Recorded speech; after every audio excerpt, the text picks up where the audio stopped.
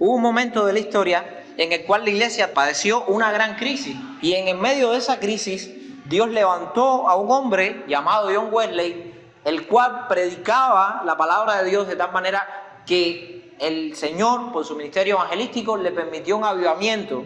Un avivamiento es cuando muchas personas responden positivamente por obra del Espíritu Santo a la predicación del Evangelio, de tal manera que se crea un número tan grande de seguidores del Señor que no caben en un lugar. Más o menos, ustedes saben lo que es un avivamiento en los hechos, porque en los años 90 en Cuba hubo un avivamiento. La gente se desbordó por escuchar la palabra del Señor. Era un pueblo más humilde, porque con menos necesidad de las que tenemos hoy, fueron suficientes para recordarle que la esperanza está en Cristo. Y con más presión ideológica, porque en los 90 había más presión ideológica, aún así la gente pudieron ver que la solución estaba en Cristo. En aquellos momentos la gente pudieron ver que la predicación de Wesley era consistente con lo que estaban viviendo. Así surge la iglesia metodista. Posteriormente de la iglesia metodista surgiría la iglesia pentecostal, Asambleas de Dios, y de la Asamblea de Dios surgen otras ramas de la iglesia pentecostal, entre ellas la nuestra.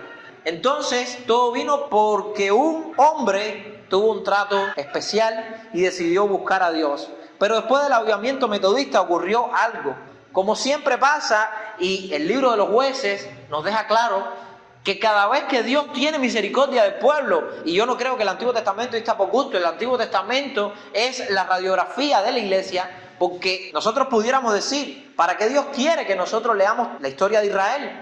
Bueno, Dios quiere que nosotros leamos la historia de Israel para que podamos entender quiénes somos.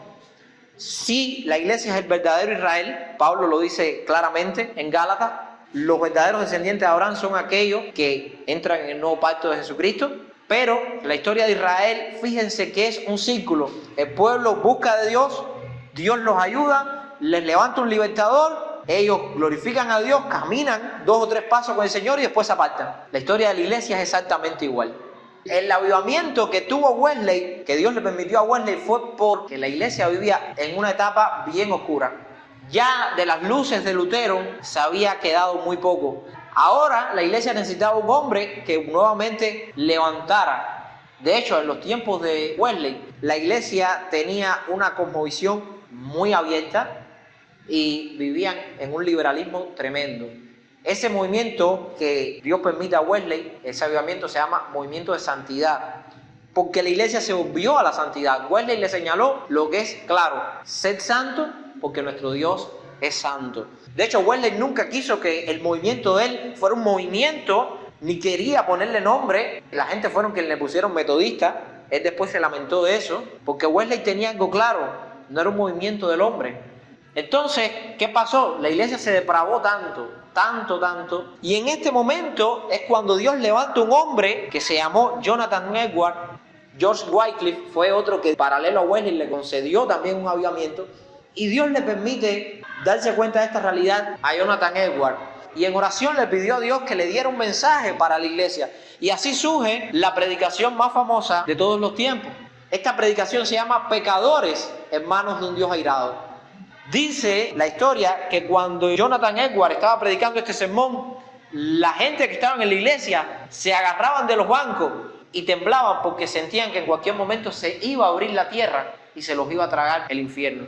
Imagínense qué convencimiento de pecado, de justicia y de juicio, como dice Juan 16, tuvo que descender, porque no estamos hablando de un predicador que hubiese sido lo más elocuente. De hecho, Jonathan Edwards dice que él se viene a dar cuenta porque él estaba leyendo. No es un hombre que ensayó, que confiaba en la retórica, no. Él recibió el mensaje, lo escribió y lo estaba leyendo. Dice que cuando en uno de esos momentos levantó la mirada, fue que se dio cuenta de lo que estaba causando lo que él estaba predicando. Porque no era él, era el Espíritu que obraba de él. ¿Y saben de qué texto parte Jonathan Edwards? Precisamente él parte de este salmo. Salmo 73. Está escrito por un salmista, un hombre, un músico de los tiempos de David, que se llamaba Asaf. Imagínense que lo que vamos a estar leyendo es del tiempo en el que Israel estaba en lo que se conoce como la época de oro. David, Salomón. Imagínense lo que ve este hombre en esos tiempos. Me imagino que si él llega a vivir en los tiempos de Jeremías, el Salmo 73 hubiese sido aún más fuerte. Bueno, de los tiempos de Jeremías tenemos las lamentaciones. Sin embargo, Asaf dice así: ciertamente es bueno Dios para con Israel, para con los limpios de corazón. En cuanto a mí, casi se deslizan mis pies. Y vamos a ver por qué casi se deslizan los pies de Asaf.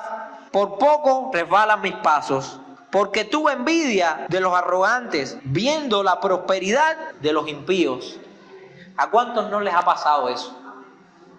Que estás orando y sirviendo al Señor y estás viendo cómo no tienes muchas veces ni alimento para tu familia y tu prioridad es el reino de Dios y su justicia. Y más que prosperar, el Señor te tiene a pan de cada día. Y ves al impío maldiciendo a Dios, haciendo fiesta para sus demonios y prosperando en dinero. Cuando ves personas que hacen daño, roban, engañan, matan y les va bien. Y cuando ves personas que por causa de su justicia pagan con su vida.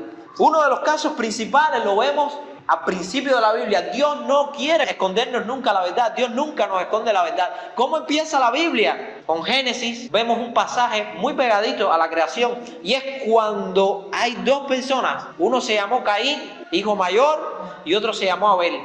Dios le regaló dones a ambos, pero Caín decidió usar los dones para sí y Abel decidió glorificar a Dios con sus dones.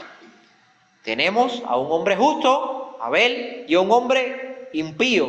Y por causa de la bondad de Abel, de la justicia de Abel, su hermano lo mató. La sangre clamó desde la tierra a Dios. La tierra había sido creada para beber agua, no sangre de un inocente. Y Dios desciende a hablar con Caín. Y parece que se va a cumplir Romanos 6:23, porque la paga del pecado es muerte. Sin embargo, Dios evita que la justicia alcance en ese momento a Caín. Dice Caín: ahora mi castigo es grande. ¿Por qué? Porque cualquiera que me halle me va a matar. ¿Por qué Caín decía que lo iban a matar? Porque sabía que era lo justo. Tú mataste, como está escrito, ojo por ojo, diente por diente, lo justo. Por eso es que en el Pentateuco, en los libros de Moisés, vemos que Israel tenía ciudades de refugio, porque había una cosa que se llamaba vengador de la sangre. Era una persona que tenía derecho legal, porque le habían matado a un familiar, a ir y hacer justicia y por su mano matar al asesino.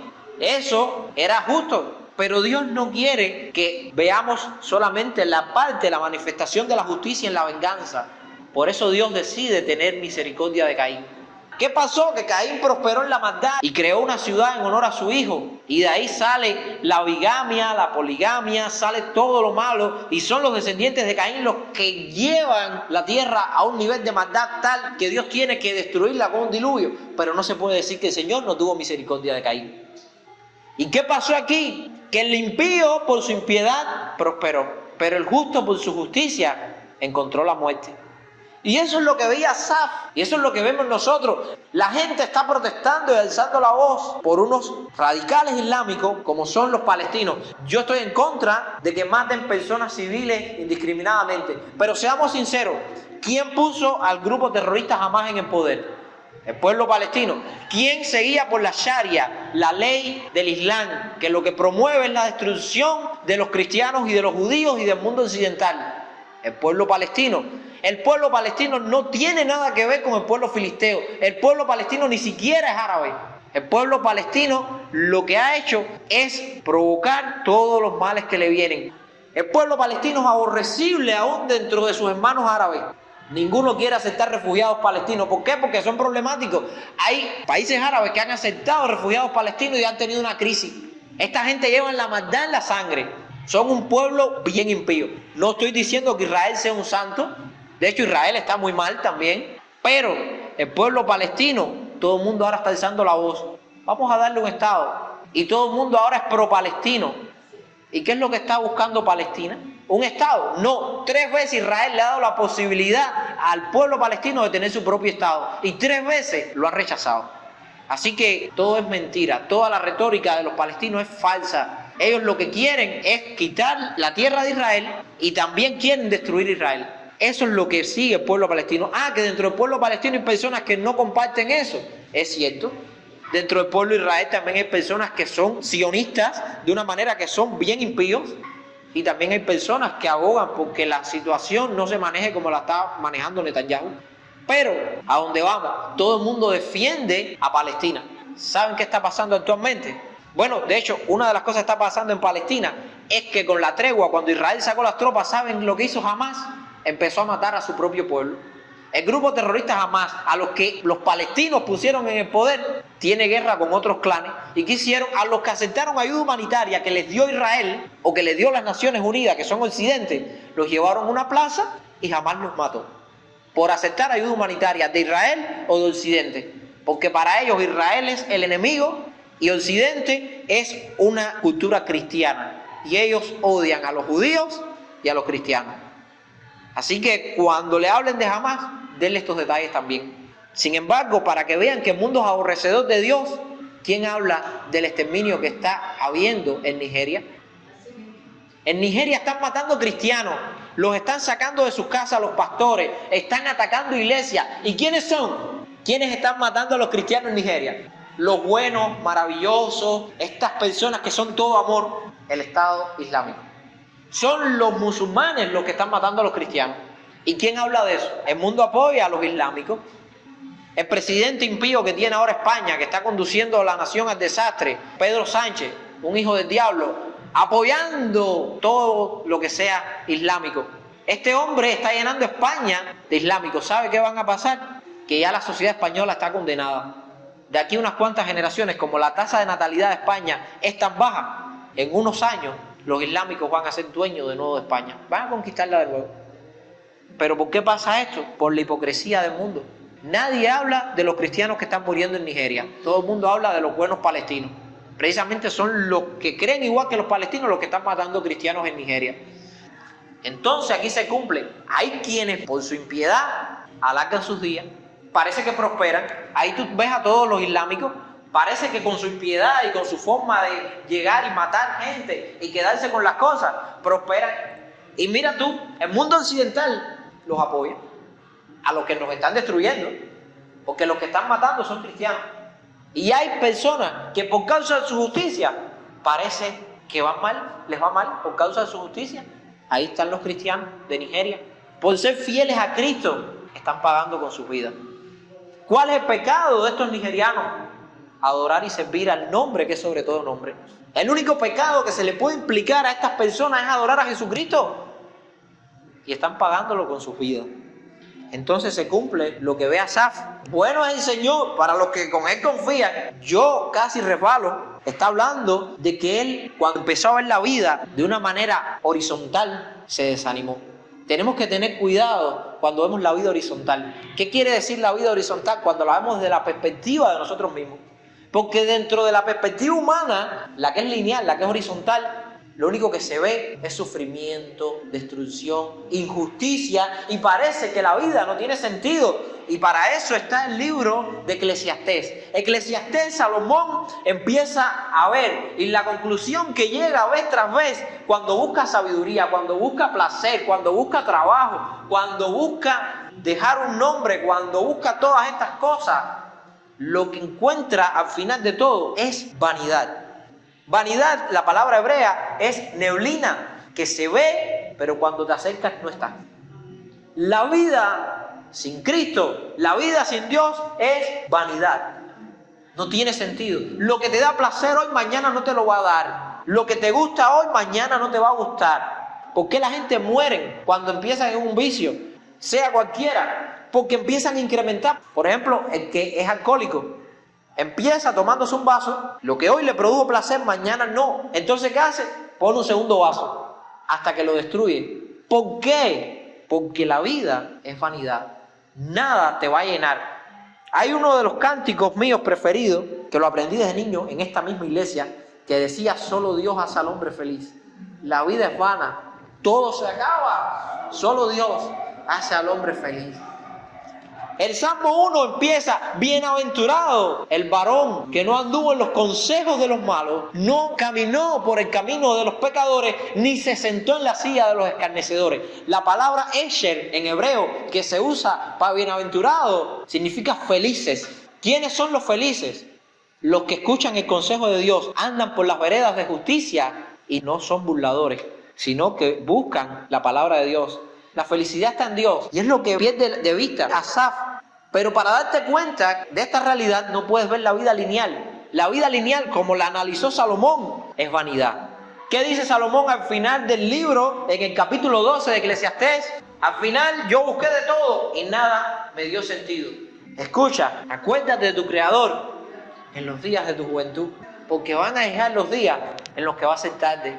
Y termina diciendo, el fin de todo el discurso escuchado es este, en el capítulo 13. Teme a Dios y guarda sus mandamientos, porque esto es el todo del hombre. El todo del hombre es el temor a Dios y el guardar sus mandamientos, porque solo viviendo bajo el temor de Dios y guardando sus mandamientos te pueden matar, te pueden hacer lo que sea, como dice Pablo, pero vas a ser feliz. Ser bienaventurado cuando os vituperen por mi causa. Bienaventurado, Esher en hebreo, se traduce al griego como Macarios, y es la palabra griega Macarios la que usa Jesús para decir, felices van a ser cuando por mi causa los vituperen y les hagan todas esta clase de males, porque tu galardón está en los cielos y es grande. Ahí está tu recompensa, donde los ladrones no entran. Agustín de Hipona decía, ¿quién no quisiera estar bajo la protección de esa ciudad celestial, donde ningún enemigo entra, ni ningún amigo se ausenta? De hecho, Agustín empezaba el libro de sus confesiones diciendo, oh Señor, nos has hecho para ti, y nuestras almas no encontrarán felicidad si no reposan en ti. Así empieza, porque entendió lo básico, nuestra felicidad está en Dios, y es lo que no ve Asaf. Cuando vemos la vida horizontal, desde la perspectiva humana, vamos a ver lo que vio Asaf, que los malos prosperan, que sus hijos parece que les va bien en todo, y que el justo, por su justicia, muchas veces padece todo tipo de calamidad. Bueno, dice la palabra, que no he visto justo desamparado ni su simiente que mendigue pan. Acuérdense que la palabra da realidades, pero esas realidades no son aplicables en todos los contextos. Pablo decía, sé tener abundancia y sé tener escasez. Señal de que el apóstol tenía escasez. Va a haber momentos en nuestras vidas donde vamos a ver que no nos falta de nada, pero va a haber momentos donde parece que nos falta todo. Pero si nos adentramos en ese camino vamos a terminar en lo que los psicólogos llaman depresión. Depresión es cuando te quedas sin fuerza porque no ves esperanza y deseas morirte. ¿Por qué? Porque chocas contra la pared que el sabio Salomón nos describió. Vanidad de vanidades. Todo es vanidad. La única forma de romper esa pared y encontrar la felicidad es no viendo la vida horizontalmente, sino verla desde la perspectiva vertical, y es verla desde Dios. Cuando somos capaces de ver las cosas desde la óptica de Dios, entendemos la realidad. Y es lo que concluye el Salmo de Asaf. Por eso él dice, en cuanto a mí casi se deslizan mis pies, por poco resbalan mis pasos, porque tuve envidia de los arrogantes. El hombre que dirigía la alabanza en los tiempos de David, en el culto a Dios y probablemente en el templo de Salomón, tenía escasez. El siervo de Dios tenía escasez y los impíos prosperaban. El siervo de Dios tuvo envidia. Hoy eso se ve feo, como un pastor, un líder va a tener envidia. Es un humano, es una persona sujeto a pasiones igual que todos los demás seres humanos, con debilidades y flaquezas, que le duele cuando lo maltratan, que le duele cuando ve que alguien que maldice a Dios constantemente tiene de todo. Y el que bendice a Dios muchas veces tiene que depender económicamente del otro. Sin embargo, es lo que pasa. Asaf pierde la perspectiva de Dios y empieza a verlo todo desde la perspectiva humana. Dice que tuvo envidia de los arrogantes. ¿Por qué una persona llega a ser arrogante? Una persona llega a ser arrogante cuando cree que tiene mucho. La iglesia de la Odisea, en Apocalipsis, de las 7 iglesias, la última, se le da un mensaje. Y era una iglesia arrogante, porque decía, yo me he enriquecido y no tengo necesidad de nada. Y Jesús tiene que decirle, tú eres pobre, desnuda, ciega, no tienes nada. Pero era arrogante. Dice, viendo, ¿qué cosa? La prosperidad de los impíos, porque no tienen congojas por su muerte. No les importa si se mueren o no. Como decía Pablo, la ideología de este mundo es comamos y bebamos porque mañana moriremos. Pues su vigor está entero. No pasan trabajo como los otros mortales, ni son azotados como los demás hombres. ¿Les va bien? Parece que son intocables. Usted nunca ha conocido a esa persona que tiene de todo y se cree intocable que mira a todos los demás con un aire de superioridad porque él está a un nivel que nadie llega. Dice la misma palabra que escudo es el dinero. Para muchos el dinero se vuelve un escudo. Se cree que vale más que los demás porque tiene. El Señor Jesús nos habla en una de sus enseñanzas de un hombre que había acumulado mucha riqueza y el Señor lo llama necio porque ignoraba que esa noche le tocaba morir. ¿Y de qué le sirvió la arrogancia? ¿Puede sobornar un hombre a la muerte? No puede. Por tanto, la soberbia los corona. Se cubren de vestidos de violencia.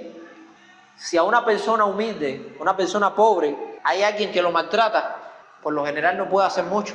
Ahora que alguien se lo haga a Donald Trump, ¿qué le pasa? Lo menos que probablemente más nunca sepamos de esa persona.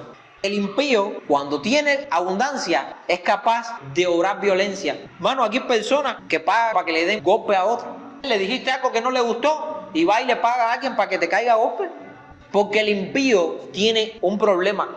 El hombre con poder saca su verdadero ser y su ser es malévolo. Sigue todavía albergando la misma esperanza que tenía Adán y Eva. Seréis como Dios.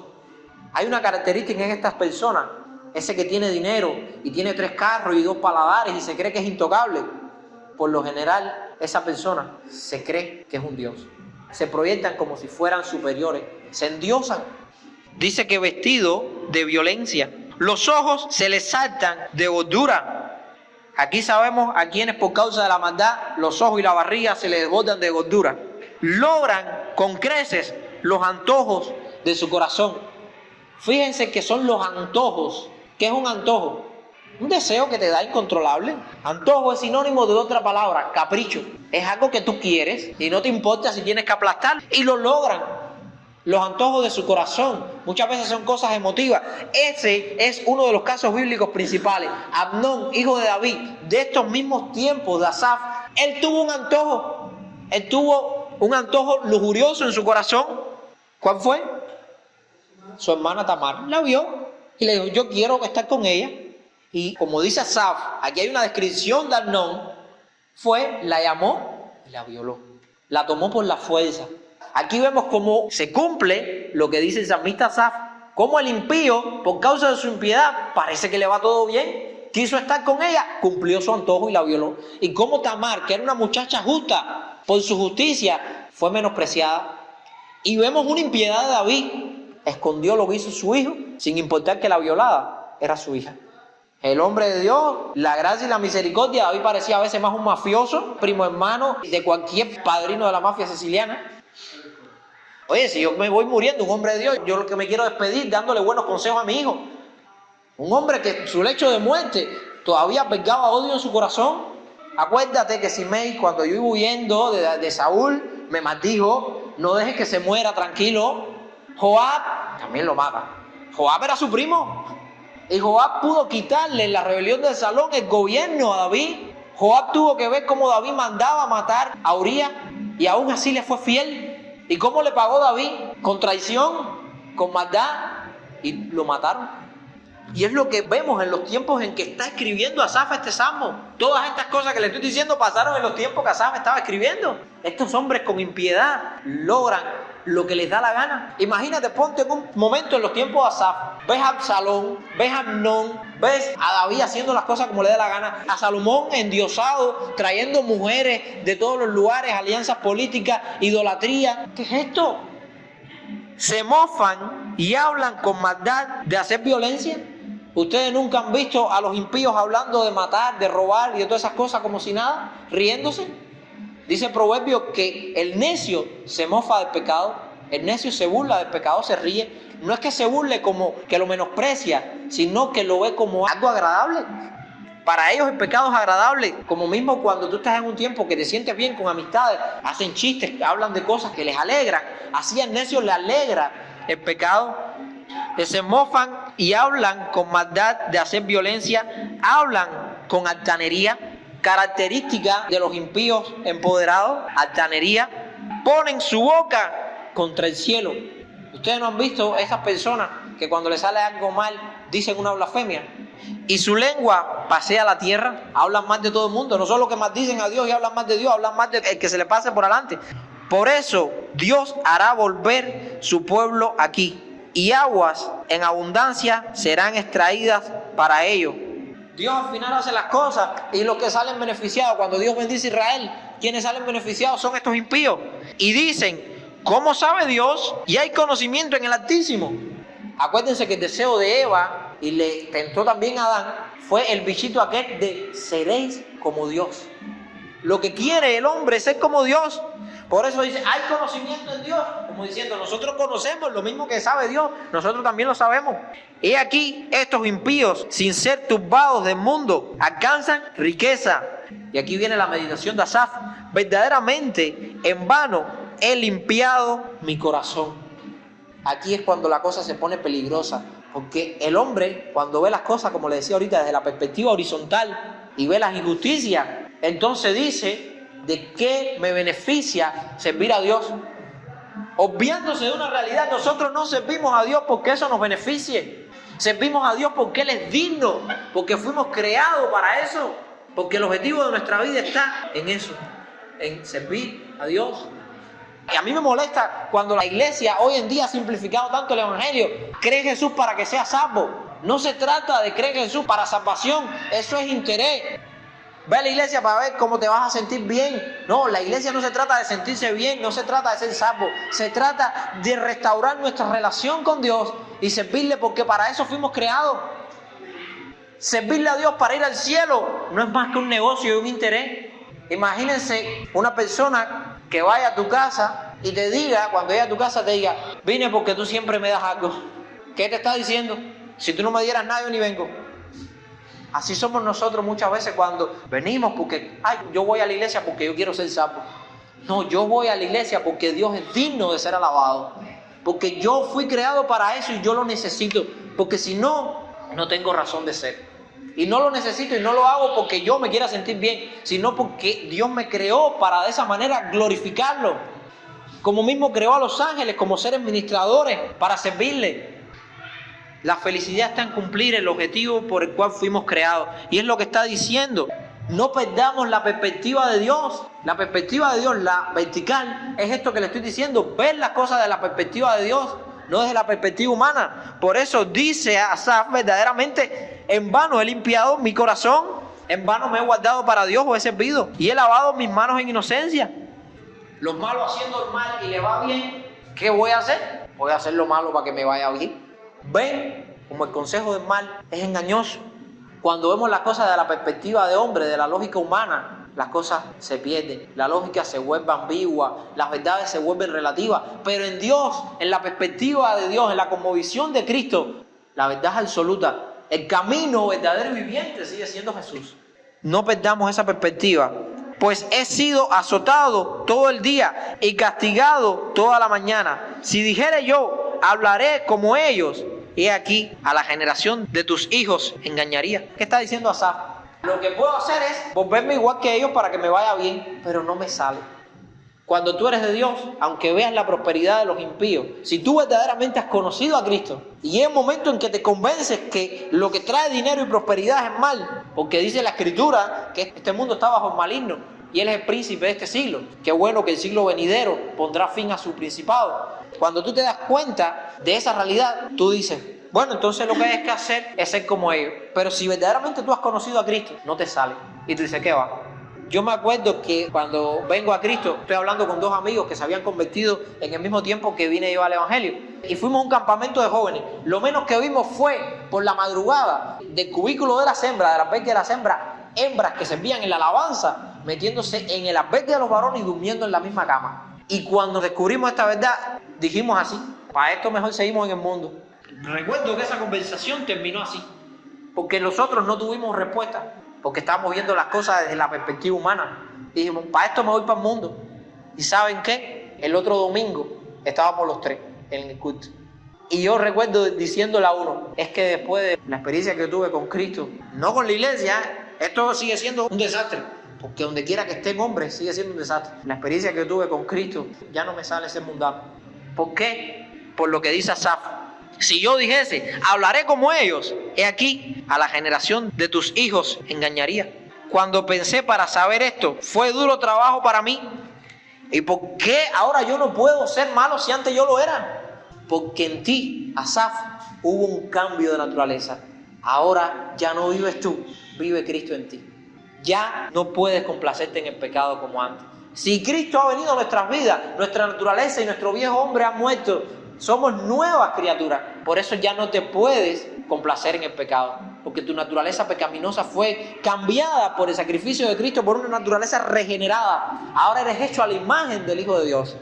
Y es lo que decía Asaf, y yo no entiendo por qué ahora yo no puedo hacer lo que antes me salía con tanta naturalidad. Es duro trabajo pensar en esto. ¿Por qué? Porque ha habido un cambio de mente. La palabra griega metanoía, arrepentimiento, cambiar de mente. Y dice, hasta que entré en el santuario de Dios. En otras palabras, hasta que empecé a ver las cosas desde la perspectiva de Dios. Entonces todo cambió. Hasta que entrando en el santuario de Dios, hasta que buscando la presencia de Dios, comprendí el fin de los impíos. Qué bueno es ver las cosas no con mente corta. Este engaña y coge dinero. Aquel mata y no le pasa nada, porque estás viendo las cosas cortas. Caín mató a Abel y siguió su vida y sus hijos y sus nietos. Nadie sabe que venía un diluvio que iba a acabar con Caín y toda su descendencia, porque la Biblia está para que veamos las cosas a largo plazo. Para eso está la palabra, para entender las cosas más allá de nuestra perspectiva, más allá de nuestra mente limitada. Por eso dice, hasta que entrando en el santuario de Dios, comprendí el fin. No es momento. Hermano, consejo, toda situación que estés pasando en tu vida, recuerda que es un instante que también va a pasar. Asimismo, cuando tienes esos tiempos buenos de bendición y te sientes repleto de alegría, también tienes tiempos malos. Pero tanto el tiempo bueno se acaba como el malo. Nos entristece cuando se acaba el bueno, pero nos alegra cuando se acaba el malo. Salomón decía, es mejor ir a la casa del luto que a la fiesta, porque nos hace entender a dónde vamos, porque nos hace entender la vida de una perspectiva eterna y ver las cosas a largo plazo. Al final, el fin de todo hombre después de la caída es la muerte y el sepulcro, pero solo Cristo venció la muerte. ¿Dónde está muerte tu aguijón? ¿Dónde, oh sepulcro, tu victoria? Porque el aguijón de la muerte era el pecado, pero con el sacrificio de Cristo ya el pecado no se enseñorea sobre nosotros. Y el fin de los que aman a Dios es que todas las cosas le van a obrar a bien, no porque ahora todo lo que haga te va a salir bien en esta vida, sino porque toda tu vida va a desembocar en salvación y completa redención en Cristo, porque vas a entrar por los muros de la Nueva Jerusalén, porque te vas a sentar a la diestra del Padre y porque vas a escuchar, buen siervo fiel, en lo poco fuiste fiel, en lo mucho te pondré, entra en el gozo de tu Señor. Ese es el objetivo. Y el impío, no. ¿Qué dice la historia de Rico y Lázaro? ¿Dónde fue Rico con toda su prosperidad y toda su arrogancia, que tiraba comida en el piso para que Lázaro comiera algo? En el infierno. ¿Dónde terminó Lázaro, que sufría? En el seno de Abraham, en la presencia de Dios. Así que la vida no se mira en este tramo, no se mira horizontalmente, se mira verticalmente, como la cruz de Cristo. Hay una parte que miramos y es horizontal, pero debemos buscar las cosas que vienen de arriba. Debes buscar primeramente el reino de Dios y la justicia. Lo demás viene por añadidura. Y va a venir, como decía Pablo, a veces tengo abundancia, a veces tengo escasez. O como decía Job, Yahvé dio y Yahvé quitó. Sea el nombre del Señor bendito. No le sirvo porque me dio todas estas cosas. Job no era consciente de lo que estaba diciendo en cuanto a la realidad que había detrás de él. Verdaderamente la gente habla mucho de pisotearle la cabeza al diablo. Miren, pisotearle la cabeza al diablo fue lo que hizo Job. Acuérdense que el argumento del diablo, ¿cuál era? Te sirve porque todo le va bien, porque está del lado de los ricos. Déjalo pobre, déjalo sin nada para que tú veas. Y Dios le dice, yo sé lo que hay en Job, destrúyelo para que veas cómo no es lo que tú dices. Y Job fue uno de los pocos que ha sufrido para la gloria de Dios. Porque Job no se merecía nada de lo que le pasó. Si lo piensan desde una perspectiva humana, no era justo que le pasara todo esto a Job, nada más que porque el diablo y Dios tenían una disputa. Sin embargo, se cumple en Romanos 8. A los que aman a Dios todo le obra para bien. ¿Cómo terminó la vida de Job? Descubrió que toda su prosperidad era nada en comparación a lo que Dios le iba a dar posteriormente. Y no solo me refiero a que le dio hijos, porque le digo, un hijo muerto no se sustituye con otro hijo. Ni riquezas antiguas se sustituyen por riquezas nuevas. ¿Saben cuál fue la bendición de Job? Cuando termina diciendo, porque yo de oídas te había oído, mas ahora mis ojos te ven. ¿Cuál fue la bendición final de Job? La bendición final de Job fue conocer a Dios. Yo sé que mi Redentor vive, amén. Y eso lo estaba diciendo en medio de la prueba. Es en el capítulo 19 donde él dice esto de yo sé que mi Redentor vive. Si desecha esta mi carne, me levantaré y lo veré. En el medio de la prueba. Y es lo que le está pasando a Asaf. Se está dando cuenta. Hasta que entrando en el santuario de Dios, comprendí el fin de ellos. Ciertamente los has puesto en deslizadero. En asolamiento los harás caer. Este es el versículo que usó de partida Jonathan Edwards, como le decía al principio en su sermón Pecadores en manos de un Dios airado. Y ese sermón produjo un avivamiento y millones de personas se convirtieron a Cristo. Solamente con este salmo. Dice, comprendí el fin de ellos, ciertamente los has puesto en deslizadero, en asolamiento los harás caer. ¿Qué está diciendo? ¿Que Dios los puso en esa condición? No, es que Dios dispuso que los que anduvieran en maldad recibieran retribución justa. No es que Dios los hizo malos, sino que Dios ha establecido que el malo perecerá y el justo resplandecerá. ¿Cómo han sido asolados de repente? Y una de las cosas que resaltaba Jonathan Edwards en su predicación es cómo el impío piensa que no le va a pasar a él así. Él piensa que no, a mí no me pasa eso. Y como la maldad le llega de sopetón, de repente no lo pueden ver venir. Asolamiento viene sobre ellos y destrucción repentina. Perecieron, se consumieron de terrores. Dice Hebreos 10, horrenda cosa es caer en manos del Dios vivo. Imagínense, yo siempre uso una ilustración. Hermanos, estamos hablando del poder que creó todo el universo, las constelaciones y todo lo que vemos en este planeta, aún al hombre. Y si somos capaces de temer a seres humanos que su oficio es ser verdugo, que pueden torturarte. Imagínense que la tortura humana es el fruto de la creatividad de una mente limitada. Imagínense las torturas que puede crear aquel que creó todo lo que existe. Se lo digo porque si inmesurable es el amor de Dios, también inmesurable es su ira. Porque hay que decir las dos cosas. Lo que no ha visto humano, lo que no ha subido a corazón de hombre, lo que es inimaginable, eso tiene preparado el Señor para aquellos que le aman. Una bendición inimaginable.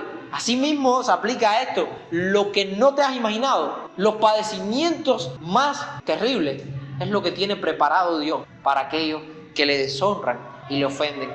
Como les decía, muchas veces el castigo viene en dependencia a quién te ofende. Tú vienes ahora, te paras por esa puerta y me dices 4 insultos y probablemente no te pase nada. Pero si tú se lo haces a Donald Trump es diferente. Imagínense si se lo haces a Dios. La ira de Dios es omnipotente, omnisciente, es acorde a sus atributos y perfecciones.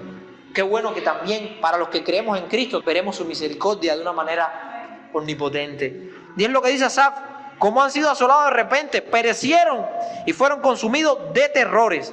Como sueño del que despierta, así, Señor, cuando despertares, menospreciarás su apariencia. Dios le está dando tiempo, les está dando tiempo. Dios está haciendo el dormido, pero cuando va a llegar el momento y Él se canse y se despierte en justicia, toda la arrogancia de ellos vas a ver cómo se vuelve nada. Se llenó de amargura mi alma y en mi corazón sentí punzadas. ¿Cómo yo llegué a pensar así? ¿Cómo llegué a tener envidia de los impíos? Está diciendo Asaf. Y cuando ve el fin de ellos, se asustó. Qué bueno que Dios, cuando entramos en su santuario, cuando entramos en su presencia, cuando buscamos su consejo, nos responde siempre con verdad. Tanto era yo que no entendía, era como una bestia delante de ti. Paralelo con Job, de oídas te había oído, mas ahora mis ojos te ven. Con todo, yo siempre estuve contigo. Dice él, a pesar de que tu envidia y todas esas cosas, tú sabes que si dijera que voy a ser como ellos, engañaría a la generación de tus hijos. En otras palabras, como Job, sostuvo siempre su integridad, aunque casi sus pies resbalan. Dice, me tomaste de la mano derecha. Qué bueno que es Dios quien en medio de nuestra angustia y de nuestra confusión está ahí para levantarnos. Me has guiado según tu consejo. Recuerden, Salmo 1, el consejo de los malos, el camino de los pecadores y la silla de los escarnecedores. Lo que salvó a Asaf fue que el Señor le dio su consejo. Me has guiado según tu consejo. Y después me recibiste en gloria. ¿A quién tengo yo en los cielos sino a ti? Uno de los versículos más épicos para mí de toda la Biblia. ¿a quién tengo yo en los cielos sino a ti? Y fuera de ti, nada deseo en la tierra. ¿Saben cuándo es que se puede decir eso? Después que se pasa por un proceso como el de Job y el de Asaf. Quien no ha pasado por ese proceso no puede decir esta verdad. Quien no se permite ser transparente y genuino delante de Dios nunca va a pasar por este proceso. Un fariseo no va a pasar por este proceso nunca, porque él vive de apariencia y de autoengaño. ¿A quién tengo yo en los cielos sino a ti? Y fuera de ti nada deseo en la tierra. ¿Por qué? Porque se había olvidado a quién tenía en los cielos y había deseado lo que tenían los que estaban en la tierra. Solamente entrando en la presencia de Dios puede cambiar nuestra mente para bien. ¿Y saben cuál fue el consejo que guió a Asaf? Fue el entendimiento de su palabra. Mi carne y mi corazón desfallecen, mas la roca de mi corazón y mi porción es Dios para siempre. Mi carne, mi naturaleza y mi corazón, mis emociones fallan. No te fíes de tu corazón, no te fíes de tu propia prudencia, dice la palabra siempre. Fíate del Señor.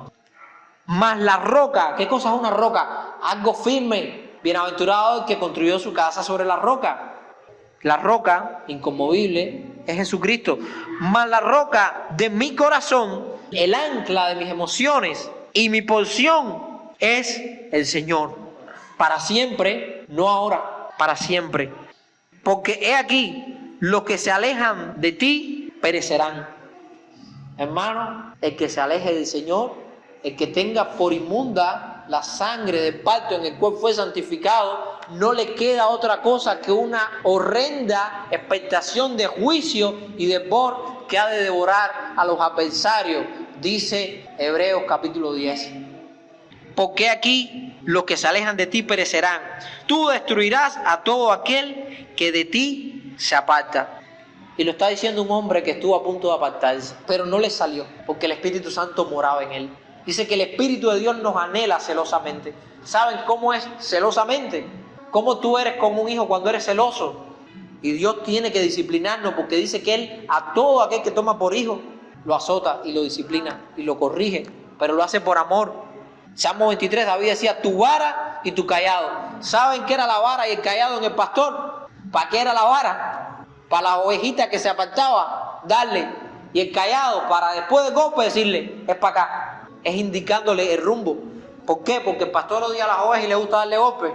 No, porque tiene que reprenderla y luego encaminarla. Pero en cuanto a mí, el acercarme a Dios es el bien. El acercarse a Dios. Ese momento trascendente en la vida de Asaf es cuando él entró en el santuario del Señor. Dice, he puesto al Señor, mi Dios, como mi esperanza.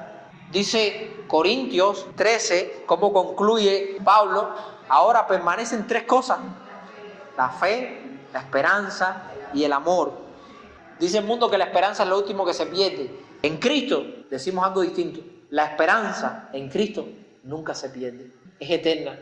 Mi esperanza está en el Señor para contar todas sus obras.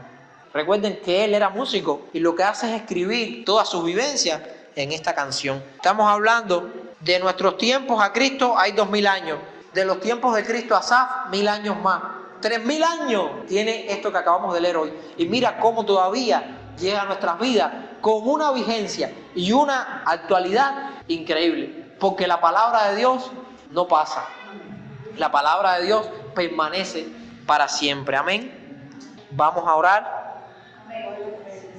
Vamos a la ofrenda. Bueno, voy a orar para terminar el tiempo. Después recoger también la ofrenda.